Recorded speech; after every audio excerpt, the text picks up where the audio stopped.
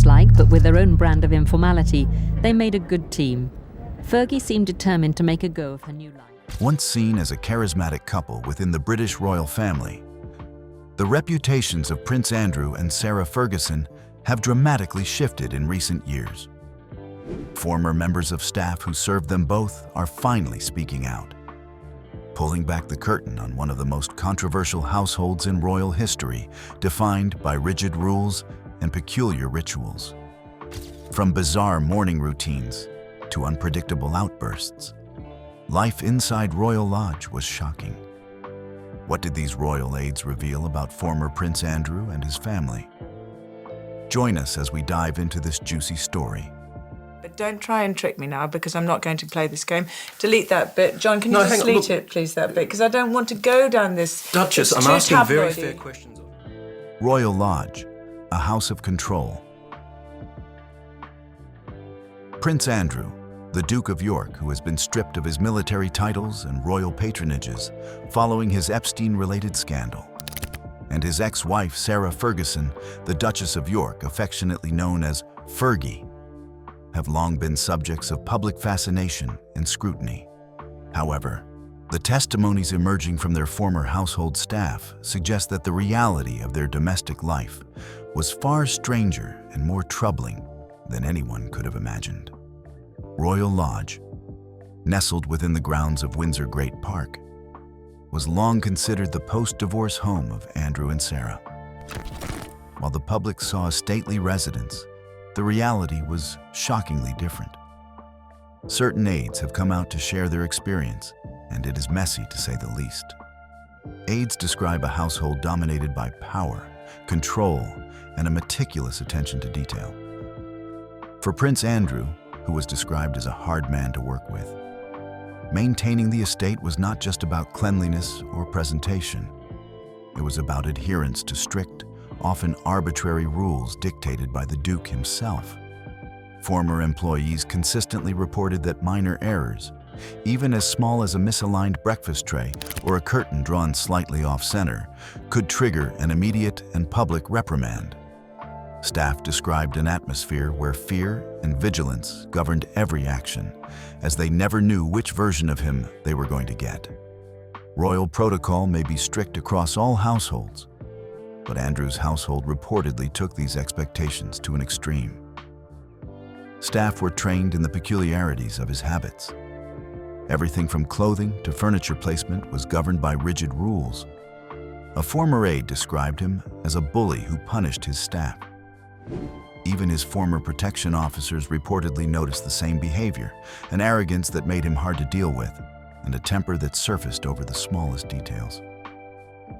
In an environment where everyone was expected to follow royal protocol, Andrew had his own set of rules, and they were far stricter than anyone could have imagined. But his tendency to control everything in the household was not the only bizarre thing about Prince Andrew. The rest of it is even more shocking. His teddy bear obsession that controlled the household. Perhaps the most widely reported and bizarre revelation about Prince Andrew's private life centers on his infamous collection of stuffed teddy bears. Former valets and housekeeping staff have described in extraordinary detail how the Duke maintained a collection of approximately 72 stuffed animals arranged in a specific pattern on his bed at Royal Lodge. According to reports, each of the teddy bears were dressed in uniforms or sailor suits. Every morning, aides were required to arrange the bears on his bed in a precise order from largest to smallest. According to multiple former employees who have spoken to various media outlets, these weren't merely childhood keepsakes stored away in a cupboard. Instead, the teddy bears were displayed prominently on Andrew's bed each day, and each one had to be positioned in a precise location. Even more shocking was that staff members were provided with a laminated photograph showing the exact arrangement. And any deviation from this specification would reportedly result in the Duke's displeasure. Evening routines were equally strict, with the bears repositioned around the room, with some even stacked inside the unused fireplace. It was absolutely ludicrous. one former housemate told the Daily Mail in a previous interview. Grown man, nearly 60 years old, and we had to spend a good 10 minutes making sure each teddy was in the right spot. If you got it wrong, you'd hear about it. The attention to detail extended beyond mere positioning. Staff reported that the bears had to be arranged by size, with specific bears occupying designated spots on the bed. The collection included everything from small childhood teddies to large modern stuffed animals, all of which had to be carefully removed each evening before bed, and then meticulously replaced each morning. This peculiar routine became one of the most demanding aspects of working in Andrew's household. New staff members reportedly required special training sessions to learn the proper teddy bear arrangement, and mistakes could lead to tense confrontations with the Duke himself. However, that was not the end of it. Prince Andrew was said to be unpredictable, obsessive, and often in an unpleasant mood. The Duke's obsession with order extended far beyond stuffed toys. Every aspect of the household was subject to inspection.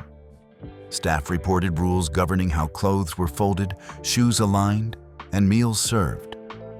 Public reprimands were common, particularly for those who challenged him or failed to anticipate his expectations.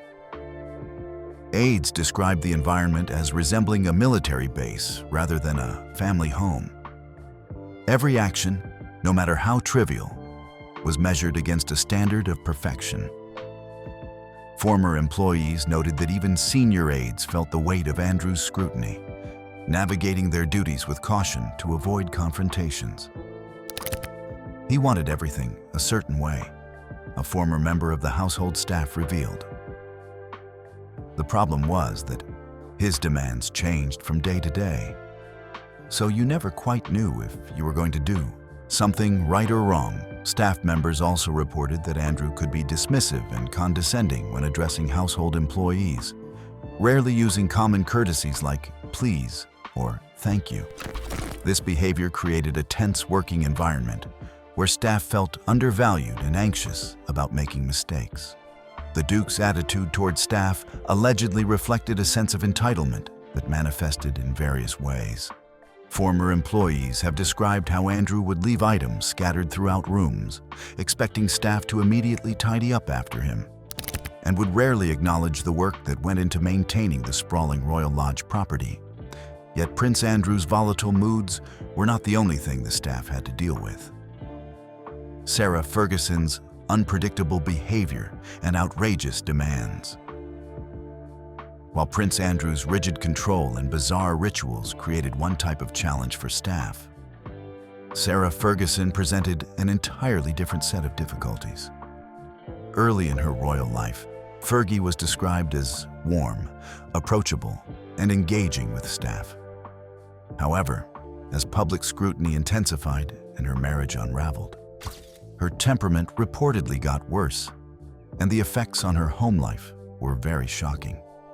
Former employees who spoke out described the former Duchess of York as unpredictable, with moods that could swing dramatically and demands that often seemed unreasonable or last minute.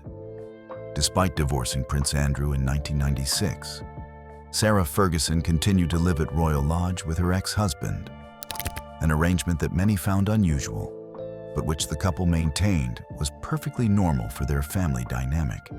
However, this living situation created unique challenges for household staff who had to navigate the complex relationship between the former couple.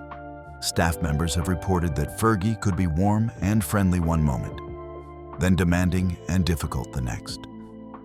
Her schedule was described as chaotic, with last-minute changes that would throw the household into disarray. Staff would prepare for one set of activities only to have plans completely change with little notice, creating additional work and stress. Despite her unpredictability, her warm character sometimes showed through, as one of the former staff described her as often lovely but quite demanding, noting that she wanted things done immediately, even if they were in the middle of something else. With Fergie, there was no sense of prioritization or planning. The Duchess also reportedly had expensive tastes that created tension, particularly during periods when her finances were known to be strained. Staff described requests for luxury items, elaborate meals, and services that seemed at odds with someone who was publicly discussing financial difficulties. But her demands were not the greatest challenge the staff faced. The real challenge would leave you in shock. Apparently, one of the most challenging aspects for the stressed-out Royal Lodge staff was navigating the complex dynamic between Andrew and Sarah themselves. Despite their divorce nearly 3 decades ago, the couple's continued cohabitation meant that staff were often caught in the middle of their disagreements and power struggles. Former employees describe a household where Andrew's rigidity and Sarah's chaos would frequently collide, creating an atmosphere of tension and unpredictability. The Duke's need for order and the Duchess's more spontaneous approach to life reportedly led to conflicts that staff had to manage. A former aide likened them to oil and water. He wanted everything controlled and scheduled, and she wanted to be more free-flowing. The staff were the ones who had to somehow make both of their contradictory demands work. There were also reports of arguments between the former couple. Though they generally maintained a united front publicly, staff members described hearing raised voices and witnessing tense exchanges that suggested their relationship, while unique, was far from entirely harmonious. The situation became even more complicated when their daughters, Princess Beatrice and Princess Eugenie, were involved. Staff had to navigate not just the demands of Andrew and Sarah, but also accommodate the wishes of the younger royals when they visited, creating multiple layers of potentially conflicting requirements. The culture of fear and silence, and the aftermath of the Epstein scandal. Perhaps the most troubling revelations are the accounts from former staff members about why they remained silent for so long. Multiple sources have described a culture of fear within the Royal Lodge household, where speaking out about working conditions or bizarre behavior could result in immediate dismissal and difficulty finding future employment. They were made to sign non-disclosure agreements and knew that if they spoke out, they could never work in a royal household again. But more than that, there was an atmosphere of intimidation.